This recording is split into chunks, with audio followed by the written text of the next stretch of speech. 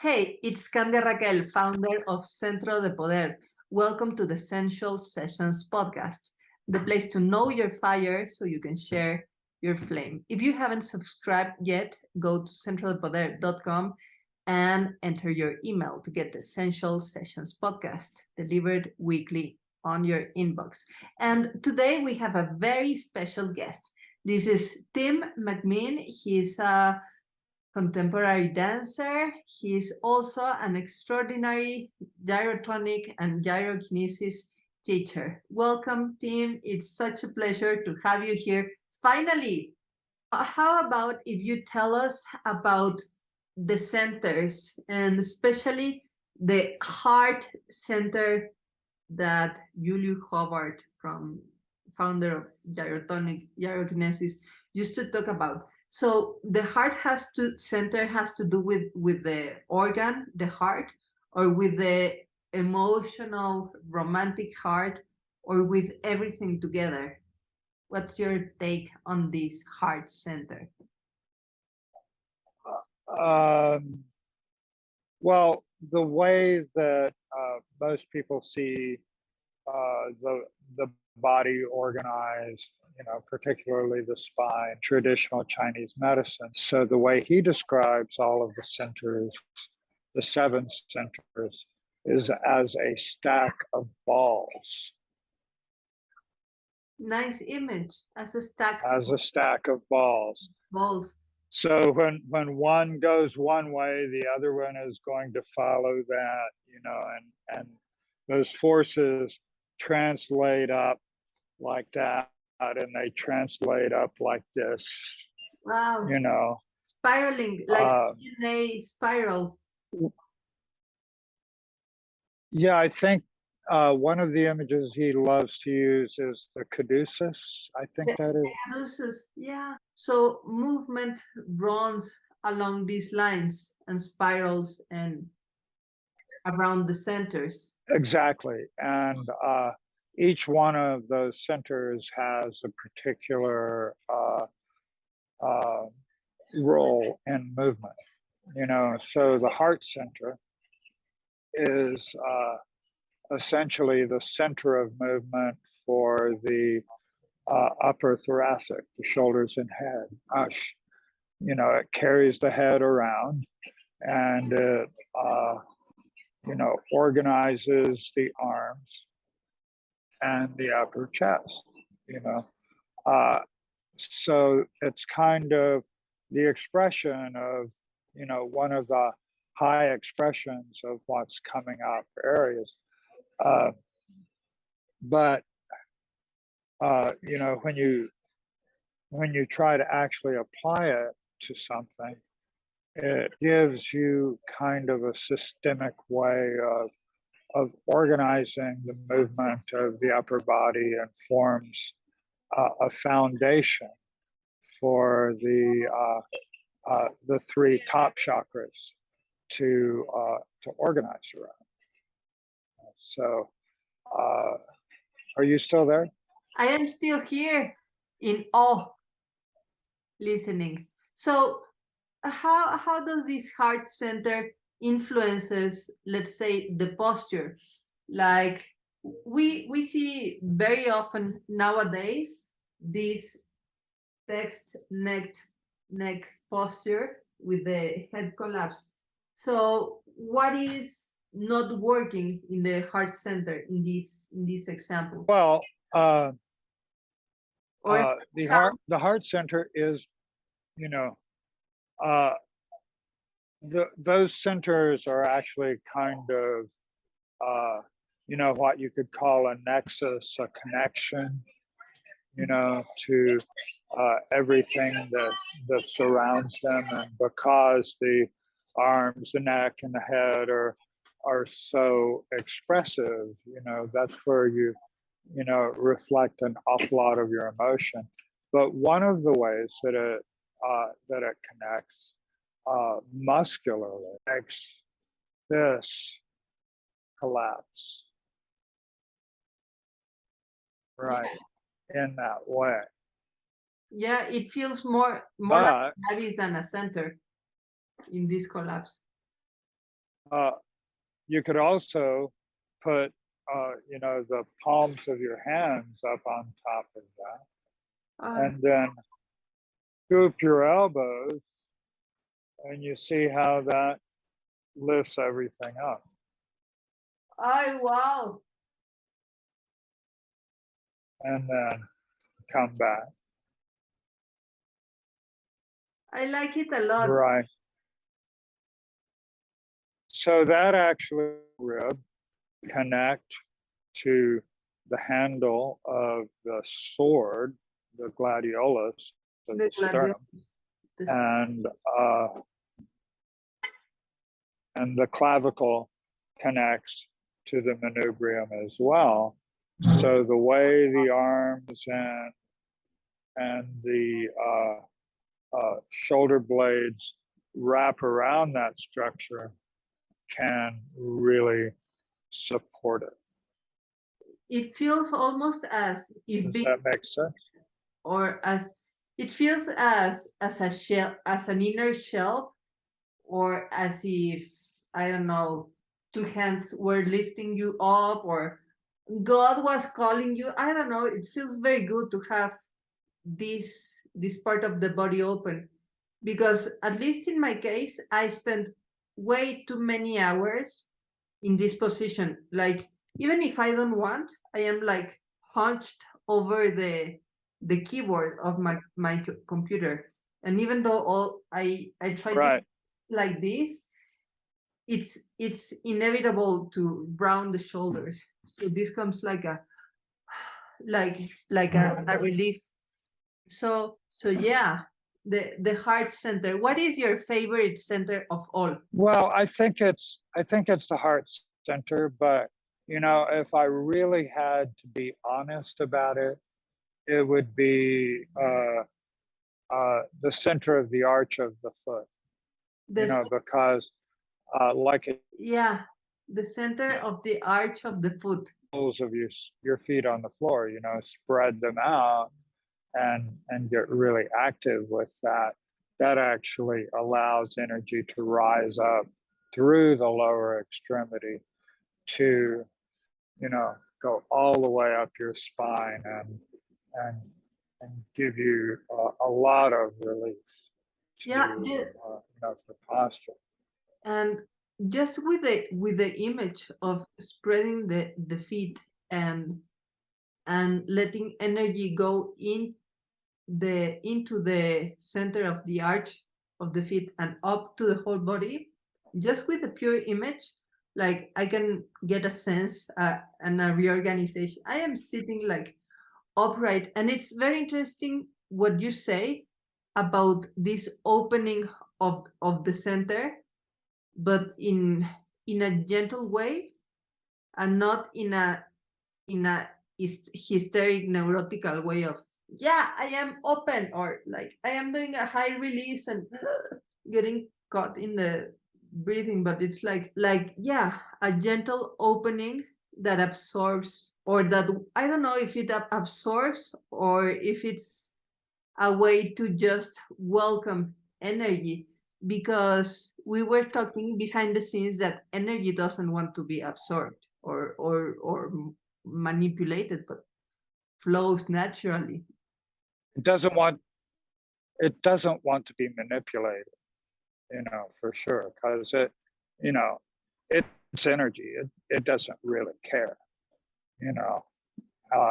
We can open up or not, you know.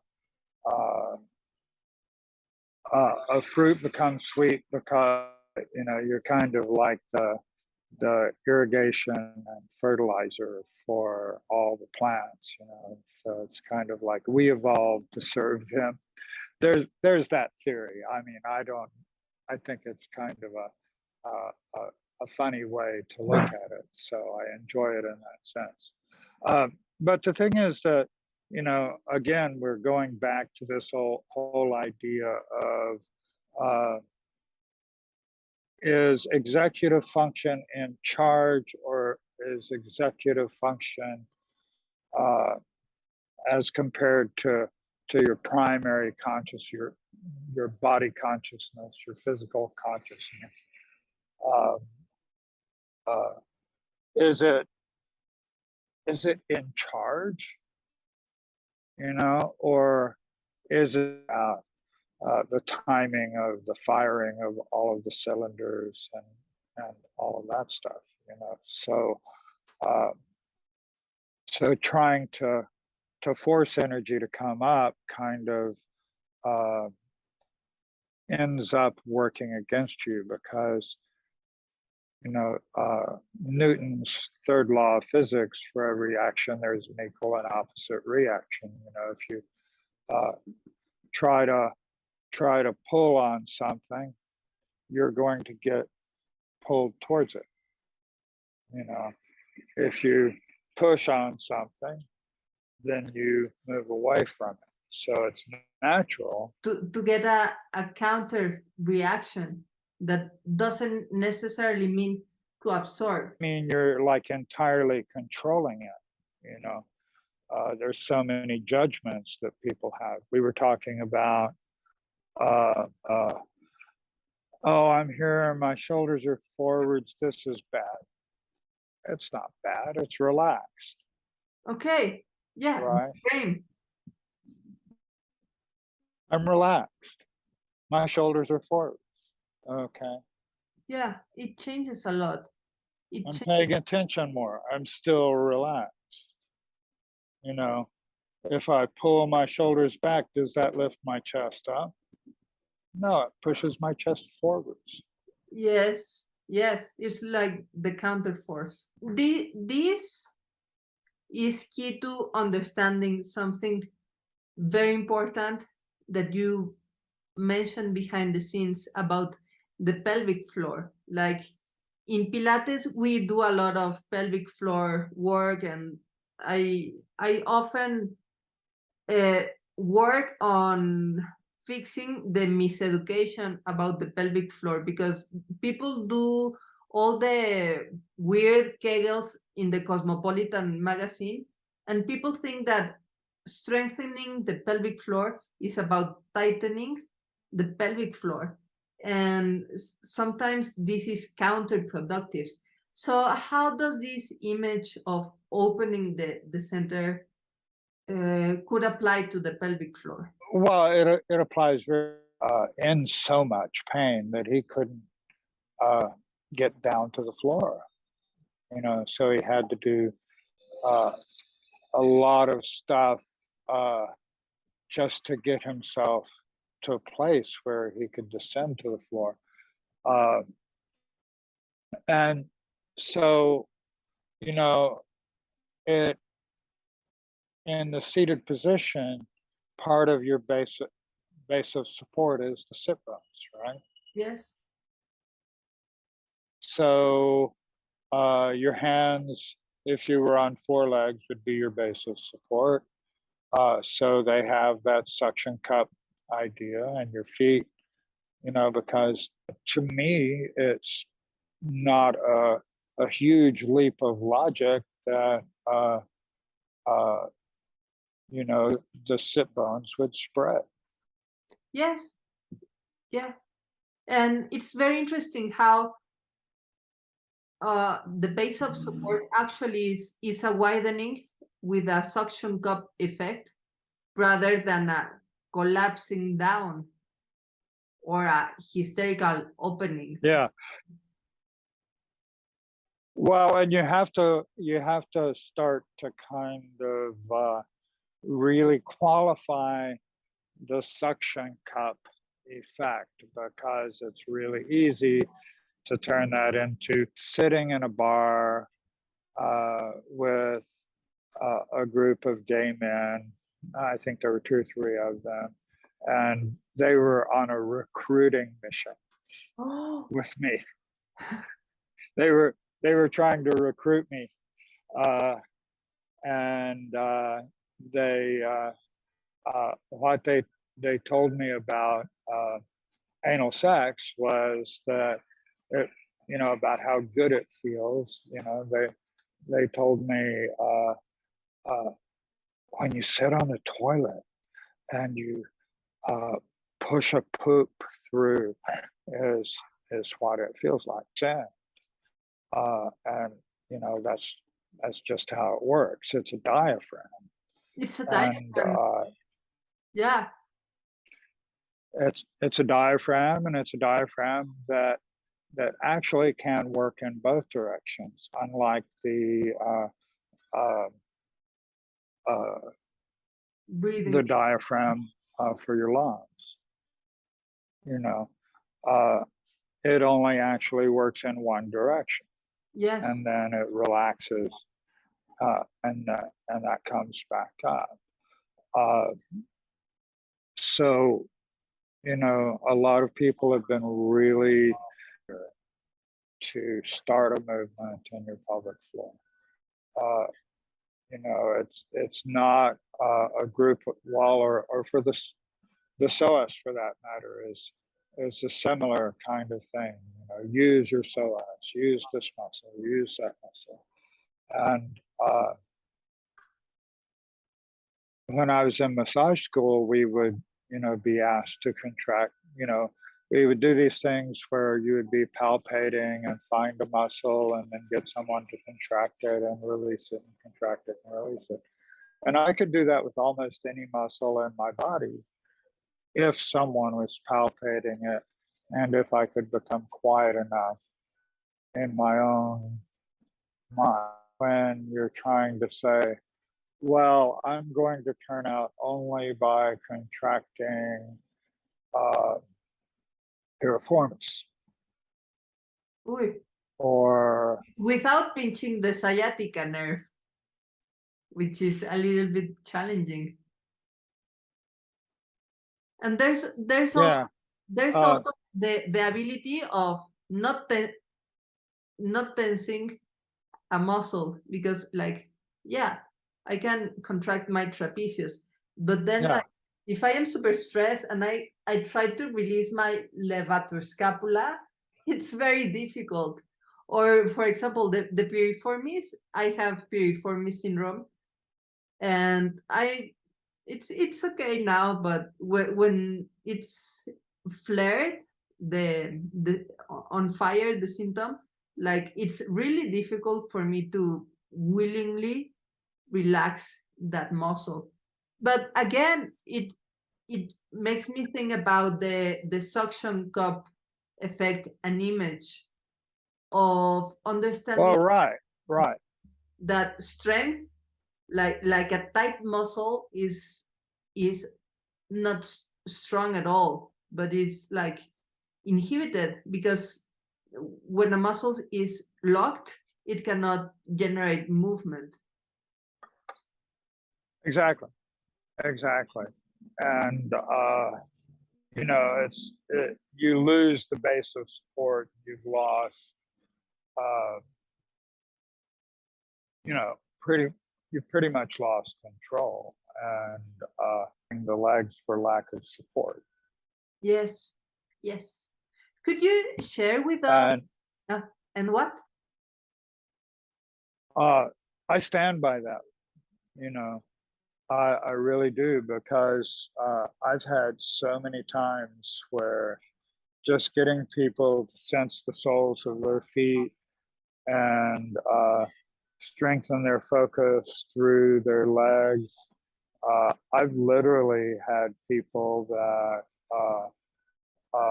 came out of a sciatica pain that was so bad that they came into the studio with a walker, and in an hour they carried the walker out with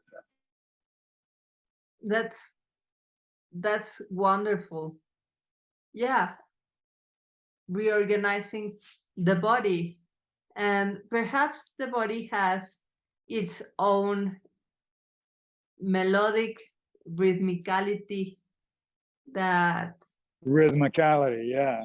And if we just listen a little bit our own breath and our own movement, perhaps we could attune to our own organization, executive consciousness organization, in a more efficient way. Tim, would you share with us one favorite exercise for the pelvic floor that we can like simply practice every day at Starbucks?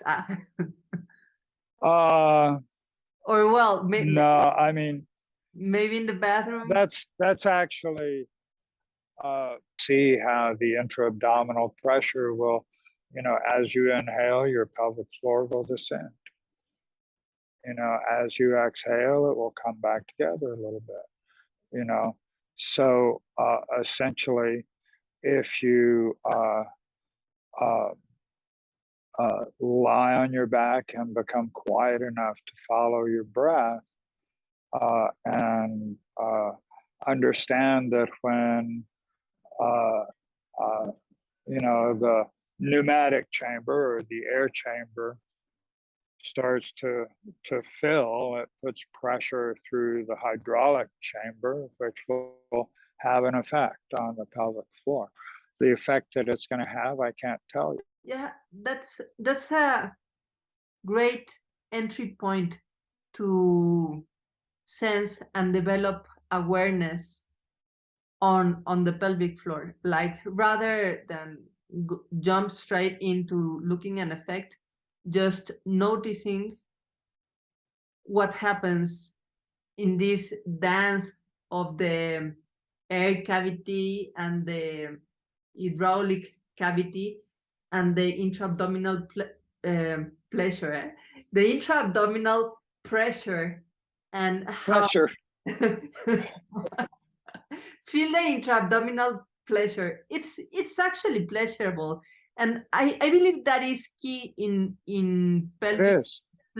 pelvic floor training or deep abdominal or psoas work. That is, it has a special tone of pleasure that is very different as working out the biceps. This is like more, I don't know, like more fleshy Schwarzenegger, like cookie.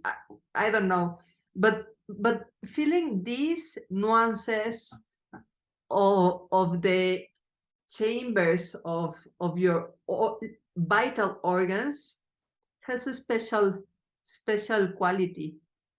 Thank you for sharing with us. Yes, it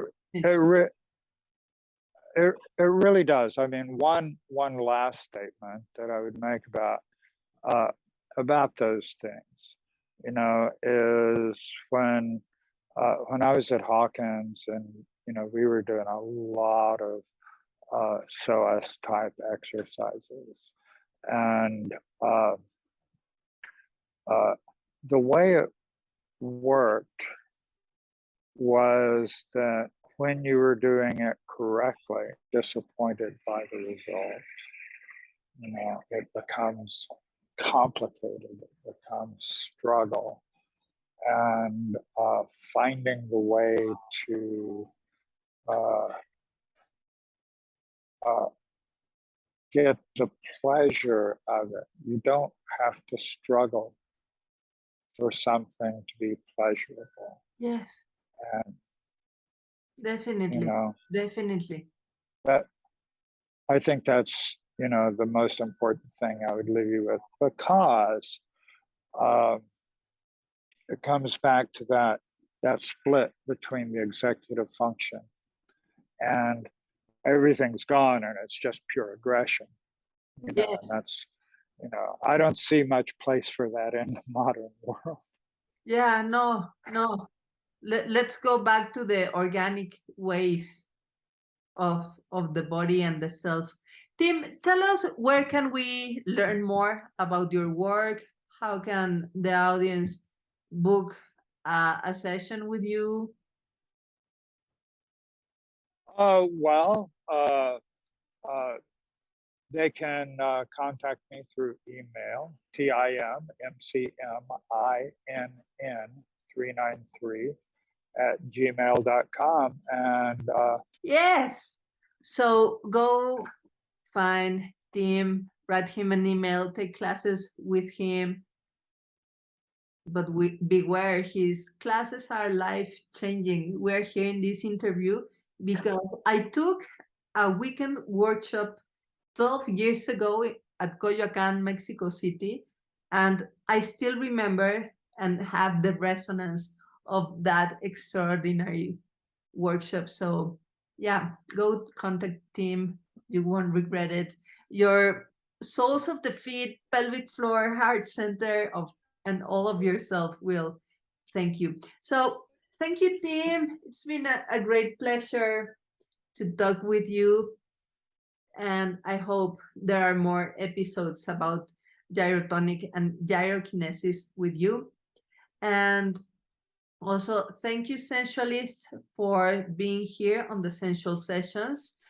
And if you haven't already, go to centrodepoder.com and get the guide to awaken sensuality for free. And you will also get every podcast episode delivered to your email.